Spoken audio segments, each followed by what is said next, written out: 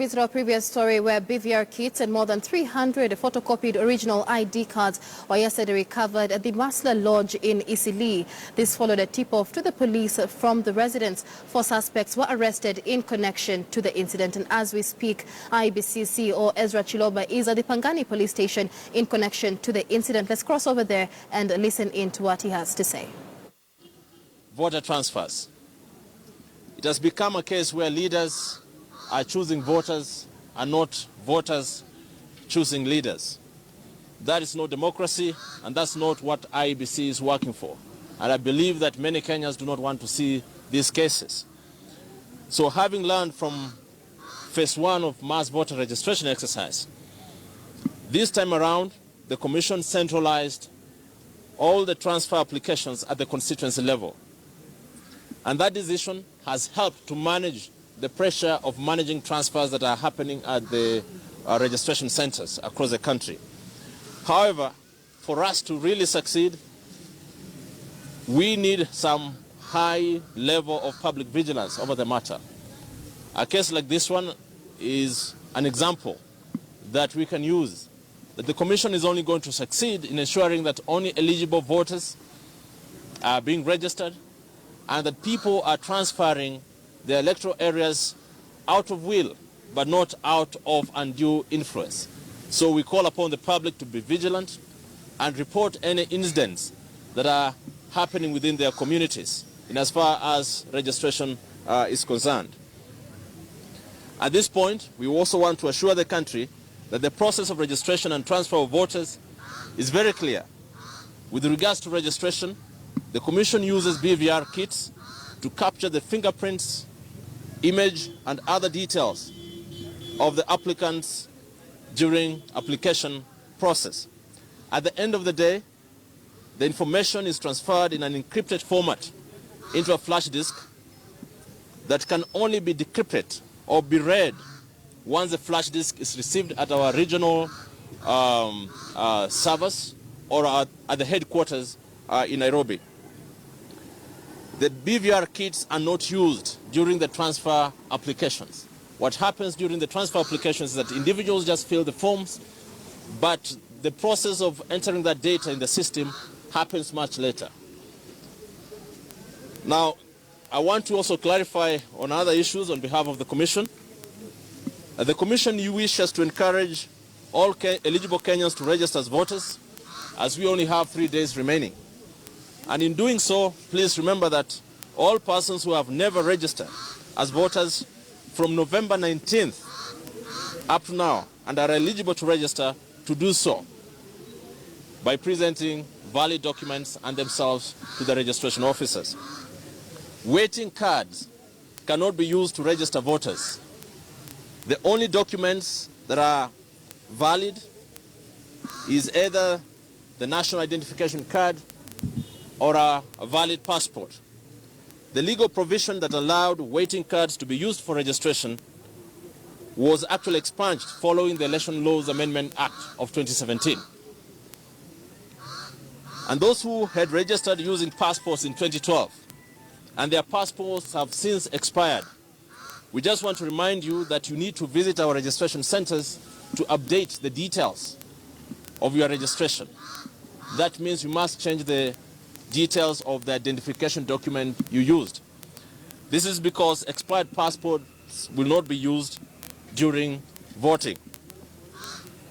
On our part as a Commission, we have deployed over 25,000 personnel across the country who are waiting to serve all eligible Kenyans.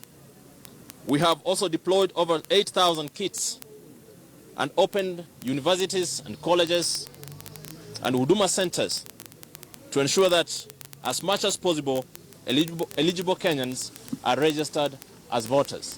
So ladies and gentlemen, that is what we wanted to share with you. There's no cause for alarm. The investigations on the matter at hand are ongoing, and we hope that necessary action is going to be taken, and hopefully as soon as tomorrow, with the evidence that we have, those suspects must be arraigned in court. Thank you very much. Two questions. Are you able then to account for all the BVR kits that were deployed to the northeastern region following the allegations that were made yesterday? And number two, there have been requests, calls for maybe a slight extension to cater for the people who have waiting cards and have not yet acquired the original identity cards following the application process. Is that something that IEBC is considering, bearing in mind that voter registration is a continuous process? With your first question, we can assure you that we are able to account for the BVR kits that we have in every region across the country. For the ones that got lost during the Arabia attack, we've not been able to trace them, and to ensure that voters in that particular region are actually enabled to register, we're able to deploy other kits to be able to serve that purpose. For your second question, the Commission is on record that we do not intend to extend registration beyond 14th of February. So you only have 3 days, and we want you to ensure that you take this as the only opportunity for you to be able to register. There will be no extension as far as the Commission is concerned this far. What's your name, sir?